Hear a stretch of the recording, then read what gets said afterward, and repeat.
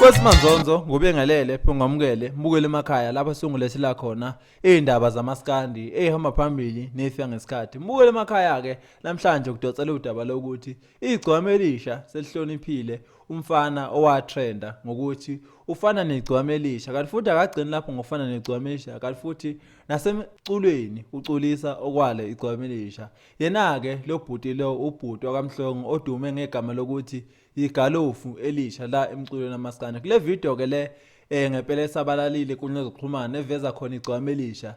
Ngempela limncoma lomfana lo lize lasho ngempela ukuthi yena umfana elimzwele eduze ngokwengezo kanti futhi ngokucula acishe efana nalo igcokama. Igcokama elisha shaya lihlombe ngempela ukuthi lihloniphe liphinde liveze umfana lisaphila kanje. Lishilo ngempela igcokama ukuthi yena umfana elimzwele eduze lo ngokwengezo nakokucula. Kanti futhi abantu bazokhumbula ukuthi eminyakeni endlule noma enyangeni ezendlule kuhamba khona uhilizisana phakathi kwegcokama elisha naye lomfo igalofu elisha. Lokho kwadala ukuthi kwavela ivideo lapho khona kwakubonana ngathi igcokama elisha kodwa igcokama elisha la iphika ke le ndaba lathi alilona leli ngoba kwakuvela ivideo la womuntu olele embhedeni intombi ivukile yona indoda isilele ngempela. Abantu ngempela bahleka igcokama elisha ukuthi hawu indoda yalala intombi ingalele kodwa igcokama elisha yayichitha lezi ndaba lathi ilomfo igalofu elisha negalofu elisha ke lakhomba enjumbane likhomba igcokama elisha.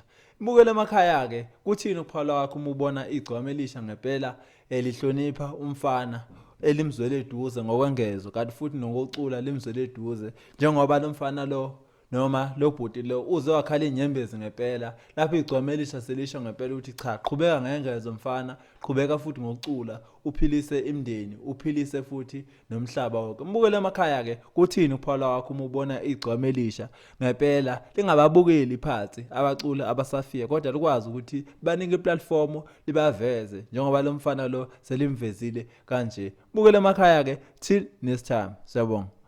Ukwazi mfowethu ukuthi ke ukhululeke uphile ucule umculo wakho bewuthanda abantu wondla ingane uyabona khulisa ingane empembu xawula mpembu fasha tu siyangena isibusiso nali thawula mpembu nali thawula